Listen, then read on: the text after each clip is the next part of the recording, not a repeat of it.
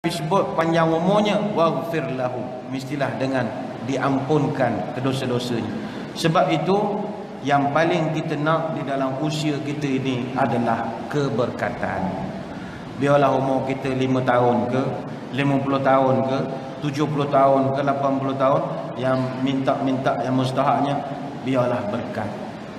Baik itu kalau ada kawan-kawan kita nak menyambut birthday sehari dua ni, doakan pada dia semoga dipanjangkan umur dalam keberkatan dan ketaatan kepada Allah. Itu lebih baik doanya. Mana umur meningkat tapi keberkatan, ketaatan makin bertambah. Bila bercerita berkat, apa erti berkat itu kalau dalam konteks umur? Berkat ini satu kalimat yang begitu dekat dengan orang Melayu sebab dia dah jadi bahasa Melayu. Dalam Quran Allah guna barakah, tabaraka, barakat, mubarak dan macam-macam lagi. Malam Al-Quran diturunkan, Tuhan panggil Lailatul Mubarakah. Quran itu sendiri dipanggil Kitabun Mubarak, buku yang berkat. Kaabah itu dan kawasan sekitarnya barakna haulah, ada keberkatan sekelilingnya. Ulama menyatakan berkat ini secara etimologinya dalam bahasa Arab maknanya dia al-birkah, tempat berkumpul air. Maknanya dia benda yang sentiasa terus-menerus ada, macam mata air.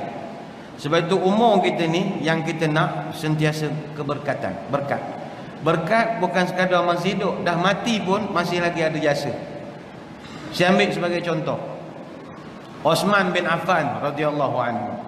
Osman bin Affan ialah satu-satunya manusia yang hidupnya berkat dan matinya pun berkat. Apa sebab? Pertama, namanya masih disebut. Tanda orang hebat, namanya masih disebut walau dia meninggal. Betul arwah Piramli hebat lah. Meninggal tahun 73. Anak cucu kita kenal. Ada berkat pada kehidupan dia. Wallahualam. Dia hubungan dengan Tuhan kita tak tahu.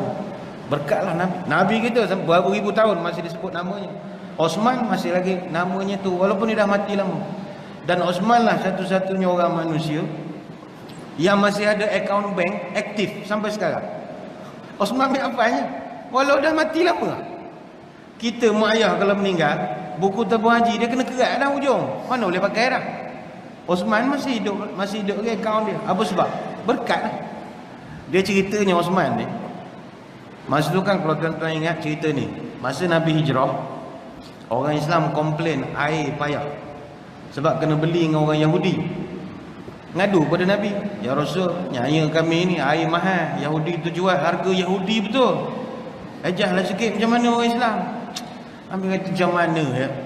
Ginilah, mayashtari bi'ra rumata fayakunu daluhu fiha ma'adila'il muslimin bi khairin lahu minha fil jannah. Aku berdoa lah, siapa-siapa yang boleh beli telaga Raumah, telaga milik Yahudi itulah. Siapa boleh beli telaga Raumah itu, aku doakan setiap timba satu pahala. Satu timba satu pahala. Sahabat bila dengar Nabi istihar begitu, melompatlah masing-masing. Ini pahala sampai mati ni. Selagi ditimba, selagi tu dapat pahala. Jadi masing-masing berebut nak pergi, nak beli telaga Yahudi ni. Yahudi ni bila dia tahu orang Islam datang nak beli telaga, dia tak nak jual. Kata saya jual air, telaga saya tak jual.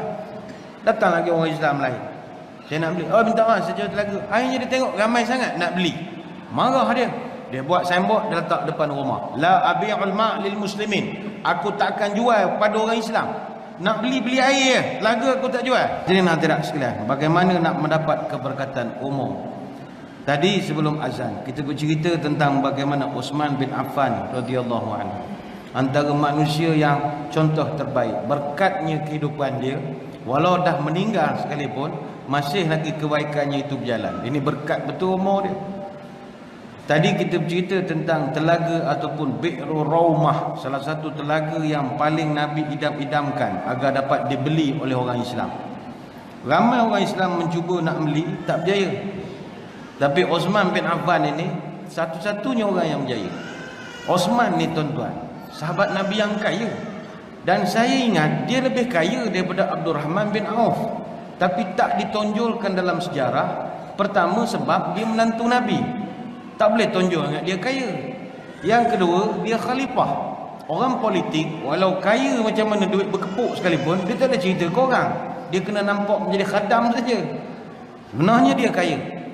Masa di Mekah, masa dia beli telaga Bi'rul Romah itu, Abdul Rahman bin Auf baru tengah kulu kilir nak daftar syarikat SSM masa tu. Baru nak daftar company, baru nak buka syarikat. Osman dah kaya ke dah? Osman kaya betul. Dia datang jumpa pakcik Yahudi tu. Cik dia kata, ya Osman, mu ni tak kerti bahasa. Aku kata aku tak nak jual kan. Osman ni dia pandai diplomasi. Ini seorang diplomat. Mulut manis agaknya ya, cakap pandai. Pada orang politik kena pandai bercakap, kena pandai berunding. Orang politik kalau cakap buat tekok bersoleh, baik tak payah jadi pemimpin politik. Orang politik ni cakap kena lembut, kena berhaluh, manis, boleh hurun di semut mulut ni, manis sangat cakap. Kena begitu orang politik. Dia tak boleh nak ajak tumbuk siang malam baik masuk McGregor, lawan tumbuk masuk Gusti senang. Dia orang politik, dia pandai berunding. Seni berunding tu, kita orang kampung ni tak kerti berunding. Tak dapat sudah, lantak engkau lah gitu. Pening-pening aja bertumbuk. Dia tak, orang politik dia pandai berunding. Osman berunding. Dia pakcik, janganlah bagi peluang saya explain dulu. Bagi saya present 1 minit dah lah. PowerPoint semua ada contoh lah. Bagi saya present dengar dia setuju tak setuju. Orang lain datang kosong, saya bawa macam-macam dokumen dia. 1 minit je boleh? Boleh lah Osman, apa cerita? Gini pakcik, saya nak beli telaga pakcik, tapi saya tahu pakcik tak nak jual. Gini, saya beli separuh ke telaga, boleh tak? Dia kata lain macam proposal ni. Macam mana kan nak beli separuh pula? Ginilah pakcik, saya kira pajak sajalah. Saya pakai 2 hari, pakcik pakai 2 hari, pakai 2 hari, pakai 2 hari. Kita buat kontrak berapa tahun, terus sambung tengok performance lah. Menarik juga cadangan kau tu semua. Itulah pakcik tak nak dengar cakap saya. Saya tahu dah pakcik tak nak jual, saya beli separuh saja. Gini Allah Osman, aku ni kalau nak jual separuh, tak tahu pula berapa harga aku nak jual. Pakcik buka jaga, saya tak ada masalah. Pakcik Yahudi tu kata beginilah, aku tolak 10,000 dirham boleh? 10,000 pakai 2 hari, mahal. Tapi Osman ni nak menunjukkan dia ni good paymaster. Duit ada. Berapa pakcik? 10,000 dirham lah, pakai separuh. 10,000 pakcik punya pasal, saya bayar 12,000. Lagi pakcik tu speechlessnya. Wah, orang biasa buka 10 minta kurang 8. Ini buka 10 up lagi 12. Mana dia dah tackle hati orang tu.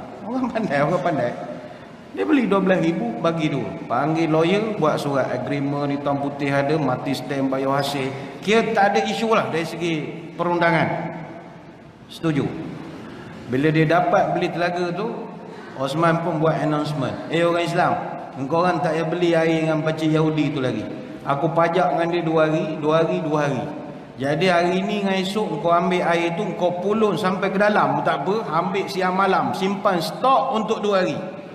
Hari lusa kau jangan pergi dah beli dengan orang tu. Faham semua? Faham Osman.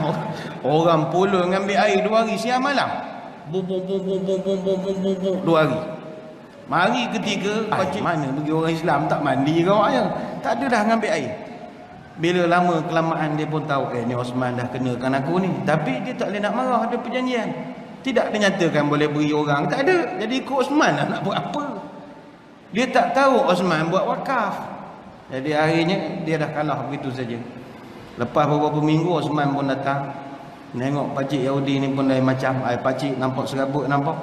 Dengan jamban tak cukur. Biasa masalah ni kalau jamban tak cukur ni orang masalah. Ginilah pakcik. Saya cadang pakcik. Patutnya pakcik umur sekarang ni tak payah kerja lah. Nak jual air buat apa? Anak dah tak sekolah, dah besar-besar. Nak kerja buat apa? Baik duduk rumah je. Kalau saya jadi pakcik, saya dapat 12,000 hari tu, saya dah pergi berjalan nak melancong. Naik cruise pergi Krabi, Phuket, ke mana. Benda yang patut zaman itu right? Pergi Jerusalem, kantuk kepala dinding tu semayang hari-hari. Yang sibuk lagi cari duit buat apa, dah tua dah. Pergi berjalan, pusing dunia, merantau. Pergi mengembara. Jadi pakcik duduk menjaga buat apa? Saya cadang begini. Ini separuh telaga, saya beli je lah.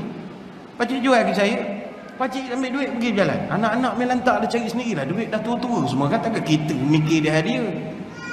Betul juga Osman, aku tak terfikirlah nasihat begini. Itulah pakcik beginilah. Pakcik tolak je ke saya, 8,000 saya sanggup beli. Take it or leave it. Kalau tak ada lah.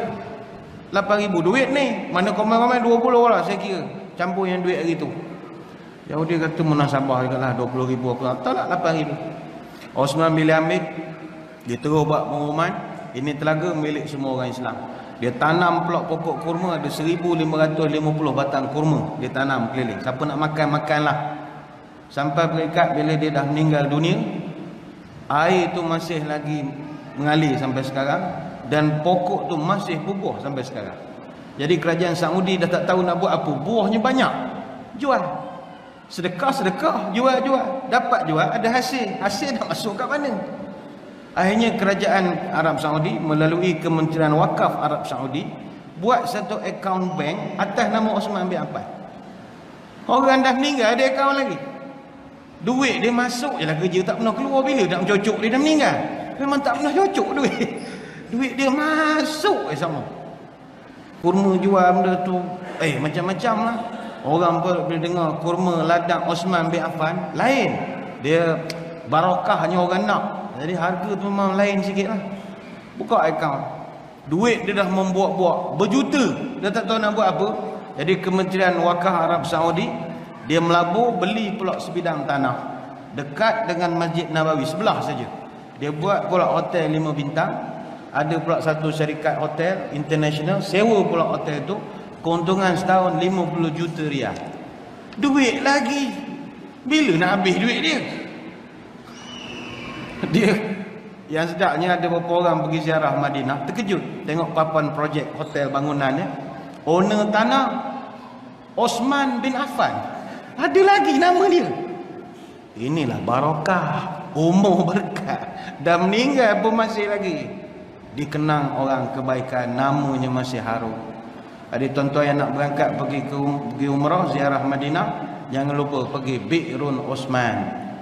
Salah satu destinasi yang jarang orang pergi. Dia tak jauh, lebih kurang dalam 6 km daripada Masjid Nabawi.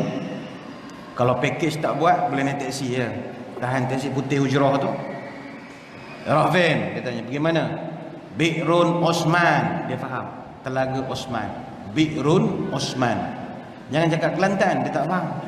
Rahvin, Bi'run Semen. Semen nak jawab. Apa dia Semen? Dia buat orang Kelantan kan, Osman dengan Semen.